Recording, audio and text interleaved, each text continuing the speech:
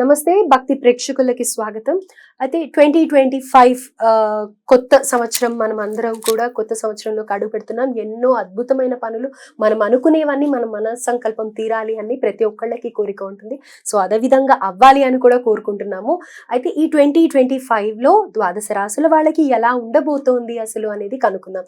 మనది 2025 ఉగాది నుంచి మనం మన రాశులు చెక్ చేసుకుంటూ ఉంటాం.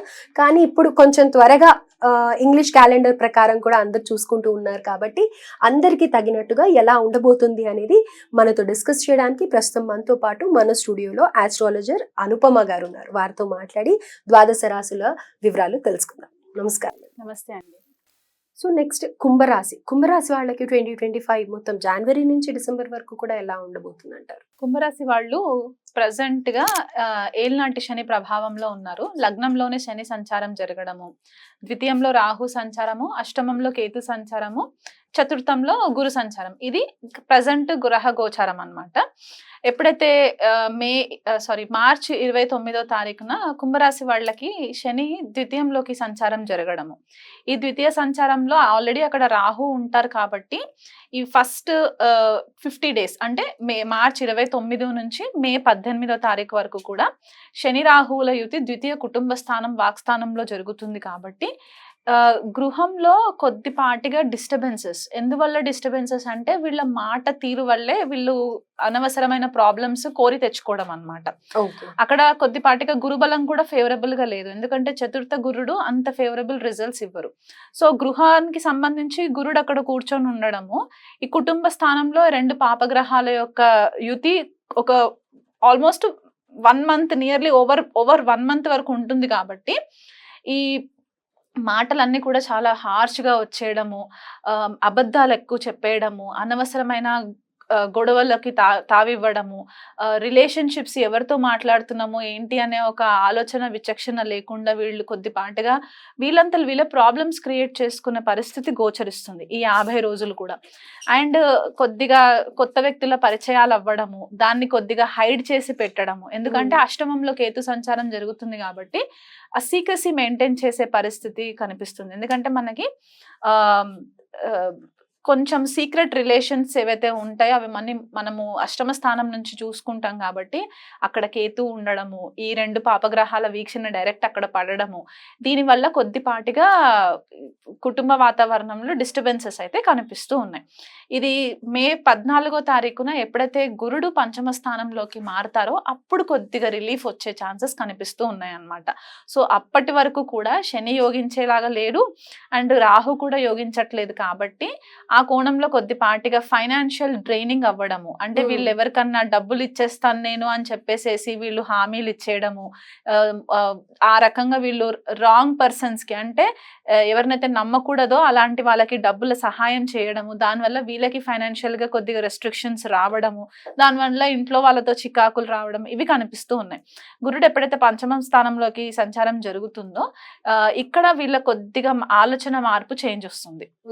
అంటే పాజిటివ్ గా ఆలోచించడము, సడన్ గా నేను చేసింది తప్పు అని చెప్పి వీళ్ళు తెలుసుకొని మళ్ళీ క్షమాపణలు చెప్పుకొని మళ్ళీ ఫ్యామిలీ గ్యాదరింగ్స్ అన్ని చేసుకోవడము, ఆస్పీషియస్ ఫంక్షన్స్ అంటే ఏదైనా శుభకార్యాలకి కూడా కొద్దిపాటిగా పాసిబిలిటీస్ కనిపిస్తూ ఉన్నాయి. పిల్లలు ఎవరి కోసం అయితే, పిల్లలు లేని వాళ్ళు ఎవరైతే కుంభరాశి వాళ్ళు కొంతకాలంగా వెయిట్ చేస్తున్నారో గురు సంచారం వల్ల వీళ్ళకి మంచి పాజిటివ్ రిజల్ట్స్, పిల్లలు పుట్టడానికి కూడా యోగించే ఛాన్సెస్ కనిపిస్తూ ఉన్నాయి. శని ఎప్పుడైతే ద్వితీయ కుటుంబ స్థానంలోకి సంచారం జరుగుతుందో ఆయన యొక్క వీక్షణ లాభస్థానం పైన కూడా పడుతుంది, దశమ వీక్షణ లాభస్థానం పైన పడుతుంది కాబట్టి వీళ్ళకి కెరియర్ లో కూడా కొద్దిపాటిగా ప్రొఫెషనల్ గా కానివ్వండి, ఫైనాన్షియల్ గా కూడా రెస్ట్రిక్షన్స్ వస్తూ ఉన్న గురువు బలం పెరగడం వల్ల ఆ రెస్ట్రిక్షన్స్ కొద్దిగా తగ్గి వీళ్ళు ఒక అడిషనల్ ఇన్కమ్ రిసోర్సెస్ చేసుకోవడానికి కూడా వీళ్ళకి పాసిబిలిటీస్ కనిపిస్తూ ఉన్నాయి. రాహు అండ్ కేతు సంచారం జరుగుతుంది మే 18వ తారీఖున. అప్పుడు జన్మంలోకే రాహు వస్తారనమాట. అంటే తన స్వక్షేత్రంలోకే రాహు రావడము, స్వతహాగా కుంభరాశి వాళ్ళు కొద్దిపాటిగా అందరితో కలిసే వాళ్ళు కారనమాట. వీళ్ళు చాలా మటుకు మటుకు ఒంటరిగా ఉండడానికే ఇష్టపడుతూ ఉంటారు.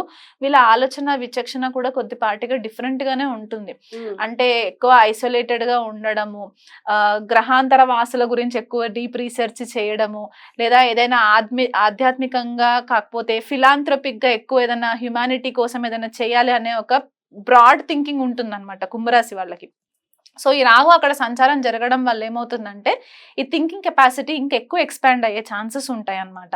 సో వాళ్ళ సెల్ఫ్ ఇంప్రూవ్మెంట్ కోసం ఎక్కువ వీళ్ళు టైం స్పెండ్ చేయడము. ఆపోజిట్ లో కేతు సంచారం జరుగుతుంటుంది సింహరాశిలో కాబట్టి పార్ట్నర్స్ తోటి కొద్దిపాటిగా డిటాచ్మెంట్ అయితే కనిపిస్తూ ఉంటుంది. అది ద్వితీయంలో శని సంచారము, సప్తమంలో కేతు సంచారము, భార్యాభర్తల మధ్యలో కొద్దిపాటిగా ఇమోషనల్ సెపరేషన్ కనిపిస్తూ ఉంటుంది అనమాట.